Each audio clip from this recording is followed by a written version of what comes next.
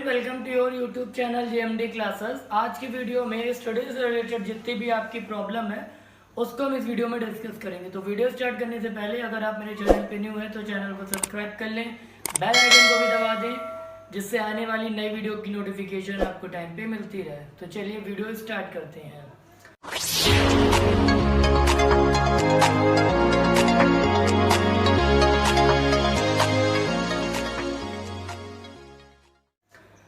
जैसे कि आपको पता है कि हर संडे अब हम आपकी स्टडी से रिलेटेड जितनी भी प्रॉब्लम है उसको डिस्कस करते हैं। तो आज की प्रॉब्लम देखते हैं किसने पूछा है और क्या उनकी प्रॉब्लम्स हैं।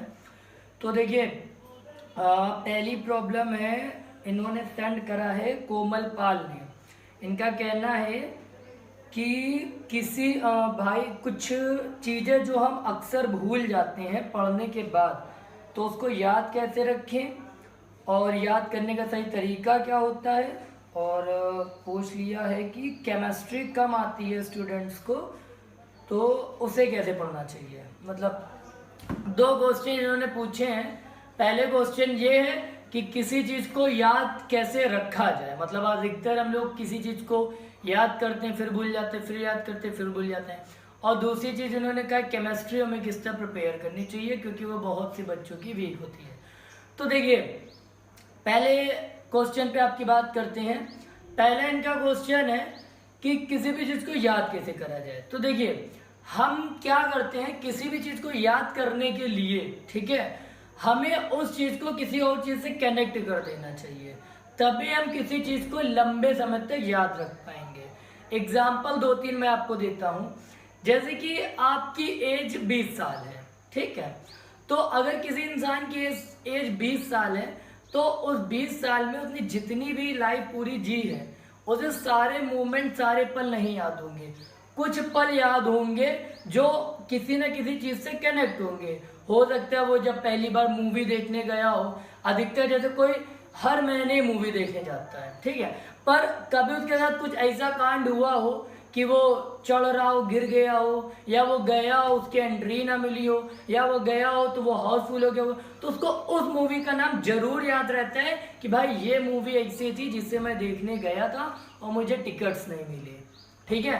तो ऐसा इसलिए होता है क्योंकि वो एक नई चीज़ रहती है। एक नया जब अपनी लाइफ में कोई चीज़ होती है तो वो चीज़ हमें हमेशा याद रहती है। सेकेंड एग्जाम्पल, जैसे कहने का मतलब ये है कि अगर हम, ठीक है, आज की डेट में किसी रिलेटिव्स के यहाँ, जैसे अपने मामा के यहाँ, मौसी के यहाँ कहीं जाते हैं, ठीक है, तो अब जाने के बाद क्या हुआ कि हम गए, सपोज कर लेते हैं जैसे लखनऊ में किसी के मामा रहता है, ठीक, तो उसने क्या करा, वो ट्रेन में बैठा, ट्रेन से गया, ट्रेन से उतरा, फिर उसके बाद टैक्सी वैक्सी करी और घर चला गया उनके, ठीक है, तो फिर वापस आ गया। अब आज से 10 साल बाद अगर फिर उसे बोला जाए कि भाई जाओ वहाँ पर जाओ वापस, तो अब जब 10 साल बाद वो वापस वहाँ जाएगा तो देखिए प्रॉब्लम क्या क्रिएट होगी। जब 10 साल बाद वो वहाँ जाएगा तो बहुत कुछ वहाँ पर डेवलप हो चुका होगा, बहुत सारी चीज़ें बदल गई होंगी, जो वहाँ पहले रहा होगा नहीं हुआ होगा, ठीक है, तो वो जाएगा तो 110% क्या होगा, भूल जाएगा, वो रास्ता जरूर भूल जाएगा। लेकिन अगर आप कहीं जाते हो, ठीक है, अब जाने का मतलब जैसे आज की डेट में हम कहीं गए और उसके बाद हमने कुछ चीज़ें कनेक्ट कर ली कि एक ट्रांसफार्मर होगा जहाँ से मुझे मुड़ना होगा, एक मंदिर होगा जहाँ से मुझे राइट जाना होगा, ठीक है, फिर एक डॉक्टर की शॉप होगी या कुछ ऐसा होगा जहाँ से इधर मुड़ना होगा। तो आप कभी भी चाहे जितने साल बाद वहाँ जाए पर आप वो रास्ता कभी नहीं भूलोगे।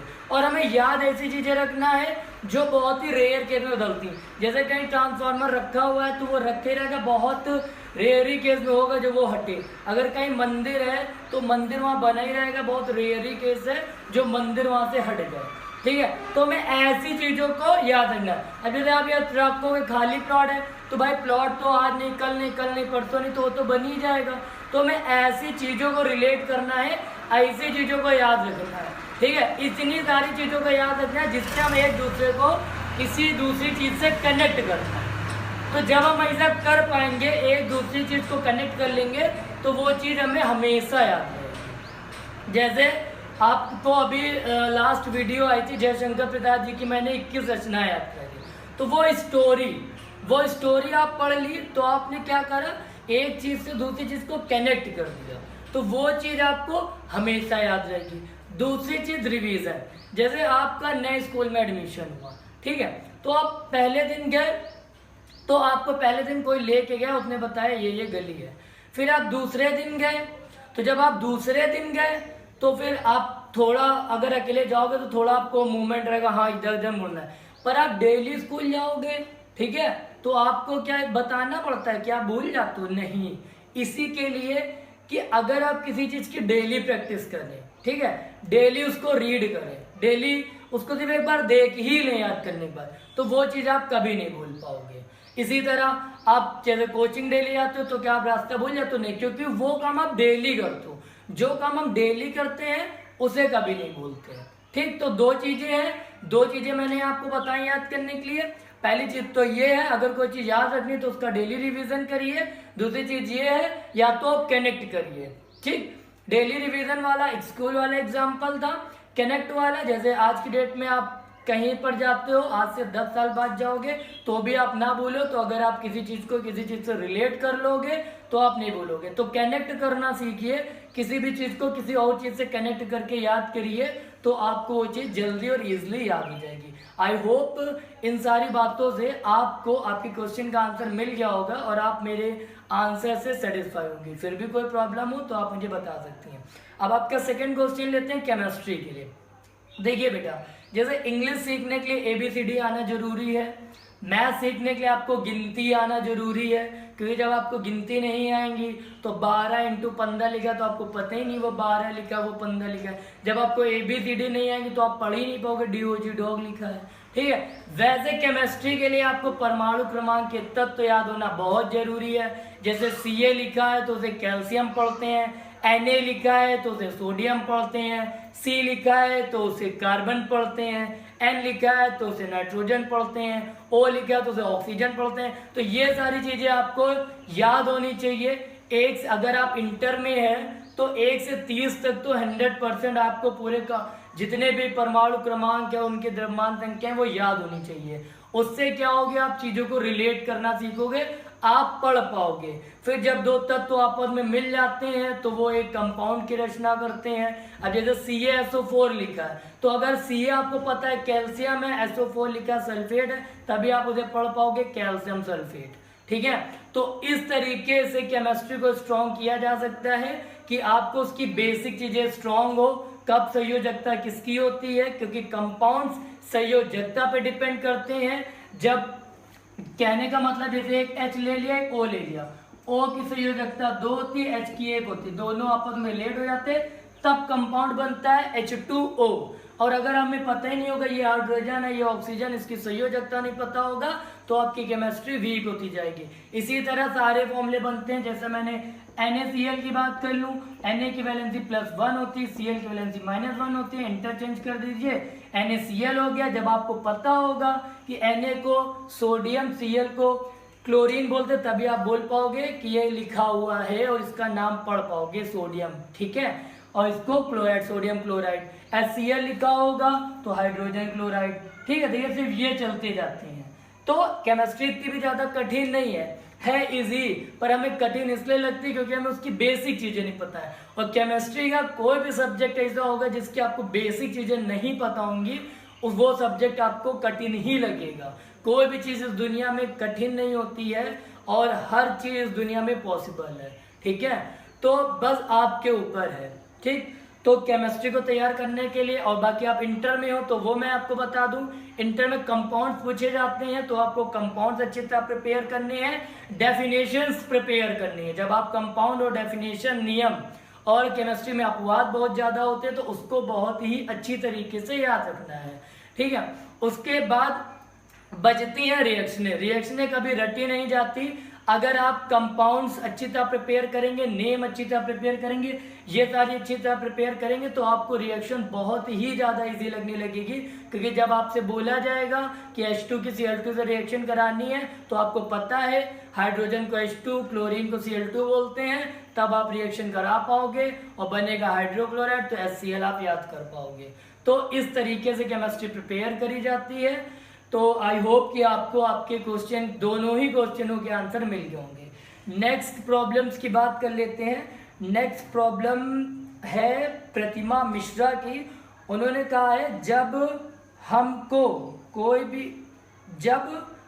कोई भी काम करते हैं लाइक अ स्टडी, तो हमारा फोकस स्टडी पे ना होकर दूसरी चीज़ पे क्यों जाता है, और जब किसी भी चीज़ पे फोकस नहीं होता है तो वो काम भी नहीं होता। अच्छा, तो इनका कहने का मतलब है कि जब हम लोग अधिकतर पढ़ने बैठते हैं तो पढ़ने पे होता क्या है कि हमारा ध्यान जो होता है वो कहीं और ही चला जाता है। जैसे आप पढ़ रहे हैं, ठीक है, पता लगे बाहर कुछ आया तो उठ के चले गए बाहर ही देखने, ठीक है।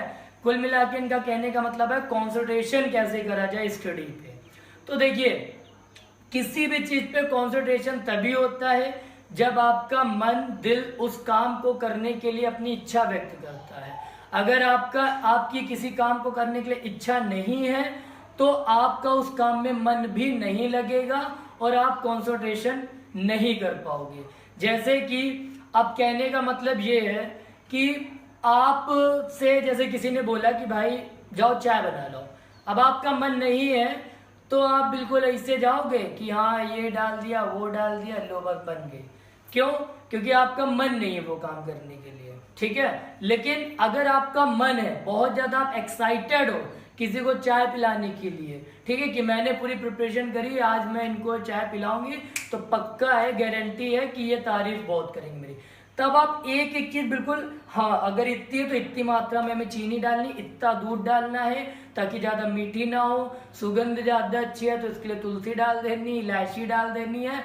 हर वो चीज़ आप उसमें डालोगे जिससे वो चाय अच्छी बन सके। तो वो इसलिए क्योंकि आपका मन उसमें लगा हुआ है, आपका दिमाग जो है उस चीज़ को फोकस कर रहा है, आपका दिमाग उस चीज़ पे वर्क कर रहा है। तो मेन चीज़ फोकस करने की डिपेंड होती है माइंड पे। माइंड जिस चीज़ को फोकस करेगा, अगर आपके माइंड में कोई चीज़ है तो आप कहीं भी होगे पर आपका ध्यान वहीं होगा। अब जैसे लाइक हम लोग क्लास में पढ़ रहे हैं, अब क्लास में अगर कोई टीचर आपको पढ़ा रहा है तो आप हो तो वहीं पे ऐसे देख रहे हो टीचर की तरफ, पर आपका दिमाग कहीं और ही है। आप तो दिल्ली में घूम रहे हो कि हाँ वहाँ उतरेंगे, यहाँ जाएंगे, शिमला में घूम रहे हो, यूएसए चले जा रहे हो, तो वो रहना ना रहना कोई काम नहीं, क्योंकि आपके दिमाग में वही चीज़ चल रही है। तो मन को कॉन्सेंट्रेट जब तक आप नहीं कर पाओगे तब तक किसी चीज़ पे फोकस नहीं होगा। तो किसी चीज़ पे फोकस करने के लिए माइंड को कंसंट्रेशन करना बहुत ज़रूरी है, दिमाग को उस पर लगाना बहुत ज़रूरी है। अब जब आप इस क्वेश्चन ये उठता है कि ठीक है पर कंसंट्रेशन किया कैसे जाए, तो कंसंट्रेशन के लिए ड्रीम्स का होना बहुत ज़रूरी है। जब आपके दिल में, दिमाग में कोई ड्रीम्स होगा तभी आप उस चीज़ पे फोकस कर पाओगे। जस्ट लाइक किसी के, मेरे जैसे सपोज मैं इंटर में हूँ और मैंने मान लिया कि 98% मुझे लाना है, अब ये मेरा ड्रीम है। तो ये ड्रीम नहीं है कि लाना है तो बस हमने सोच लिया लाना है तो बस अब इधर उधर टहलना, उस पर वर्क करना पड़ेगा, दिमाग को बताना पड़ेगा कि आपको वर्क करना है। जब आप पढ़ रहे हो, ठीक, पढ़ने के बाद अब जैसे आपका मन नहीं हुआ फिर आप बुक रख दे तो आपको ये सोचना है अगर मैं पढ़ूंगा नहीं तो मेरे 98% नहीं आएंगे, और 98% नहीं आएंगे तो बहुत से बच्चे जो मेरे साथ पढ़ रहे हैं वो मुझसे भी आगे निकल जाएंगे। तो ये सारी मन में जब आप बातें सोचने लगोगे तो आपका मन ऑटोमेटिक क्या करेगा, उस पर वर्क करने लगेगा। ये कहने का मतलब है। अब जस्ट लाइक जितने भी आपके पेरेंट्स हैं, माता पिता हैं, या इस दुनिया में जितने भी लोग हैं, कोई काम नहीं करना चाहता। क्या किसी को अच्छा लगता है कि वो सुबह जाए फिर शाम को आए, दिन भर काम करे? किसी को नहीं अच्छा लगता, लेकिन उन्हें करना पड़ता है। किस लिए? क्योंकि उनके ऊपर माइंड का फोकस है कि अगर मैं आज नहीं कमाऊंगा, अगर मैं काम करने नहीं जाऊंगा तो मैं अपने घर का खर्चा कैसे चलाऊंगा, अपने बच्चों की फीस कैसे भरूंगा, ठीक है, उनका पालन पोषण कैसे करूँगा, ठीक है, हमारी ज़रूरतें जितनी सारी चीज़ें उनको मैं कैसे लाऊंगा। तो उसके लिए तो वैसे ही आपको सोचना है कि अगर मैं अच्छे नंबर नहीं, अगर मैं आज नहीं पढ़ूंगा तो मेरे अच्छे नंबर नहीं आएंगे, अच्छे नंबर नहीं आएंगे तो मेरा नाम खराब होगा, मेरा नाम खराब होगा तो मेरे माता पिता की रेपुटेशन खराब होगी, मेरे मम्मी पापा की रेपुटेशन खराब होगी। तो उसका तो ये सारी चीज़ें अब आप सोचोगे तो ऑटोमेटिक आप पढ़ने लगोगे, आपका दिमाग फोकस करने लगेगा पढ़ाई पे, स्टडी पे, और आपका ध्यान कहीं और भी नहीं जाएगा। तो मेन चीज़ होती एम। अब जैसे उस दिन मैंने जयशंकर प्रसाद जी की जो वीडियो बनाई थी तो उनके बारे में 24 घंटे मेरे दिमाग में वही चल रहा था कि कहाँ से कौन सी चीज़ें कनेक्ट कर दूँ। क्यों? क्योंकि मेरा फोकस उस चीज़ पे है कि मैं कितनी से कितनी अच्छी वीडियो बना पाऊँ और आपको दे पाऊँ जिससे आपको वो जो रचनाएं हैं वो ईजिली याद हो जाए। अब जब ये हो गया, मैंने नेक्स्ट बोला था कि अब मैं इस पे वर्क कर रहा हूँ, अब मैं ऐसी दूसरी वीडियो लाऊंगा। तो मैं अभी एक राइटर पे लिख रहा हूँ, उनकी जो रचना है उन्हें कनेक्ट कर रहा हूँ। अब मेरा दिमाग क्या 24 घंटे उसमें घूमता है, मैं टीवी देख रहा हूँ तब भी सोच रहा हूँ कि नहीं इसको उससे रिलेट कर दूंगा, मैं खाना खा रहा हूँ तब भी सोच रहा हूँ। क्यों? क्योंकि मेरा माइंड उस चीज़ पे वर्क कर रहा है। तो ये चीज़ होती है बेटा कि अगर आप माइंड को कॉन्सेंट्रेट कर पाओगे तभी आप स्टडी पे कॉन्सेंट्रेट कर पाओगे। कॉन्सेंट्रेशन माइंड को कैसे करना है ये भी बता दिया, किसी चीज़ पे फोकस किस तरह करा जाता है ये भी बता दिया। तो आई होप कि आपको समझ में आ गया होगा और आप दोनों के सारे डाउट्स क्लियर हो गए होंगे। आपको भी आपकी स्टडी से रिलेटेड कोई भी क्वेश्चन पूछना हो, कोई भी क्वेरी हो तो आप मुझसे पूछ सकते हैं, चाहे तो इस वीडियो के नीचे कमेंट करके, पर्सनल मैसेज करके, ग्रुप में मैसेज करके, किसी भी तरीके से, ठीक है। आपकी सारी प्रॉब्लम्स का सोल्यूशन मैं अपनी तरफ से पूरी कोशिश करूंगा आपको देने के लिए और आपको सेटिस्फाई करूंगा। और अगर आपको फिर भी कोई दिक्कत हो तो भी आप मुझे कमेंट करके बता सकते हैं। आज के लिए बस इतना ही, आगे मिलते हैं नेक्स्ट संडे को इसी तरह की किसी और स्टूडेंट्स की प्रॉब्लम लेके जिस पे हम लोग बात करेंगे। तो आज के लिए बस इतना ही, फिर मिलते हैं नेक्स्ट वीडियो में। तब तक के लिए ओके बाय, टेक केयर, घर पे रहें, सुरक्षित रहें और अपना ध्यान रखें।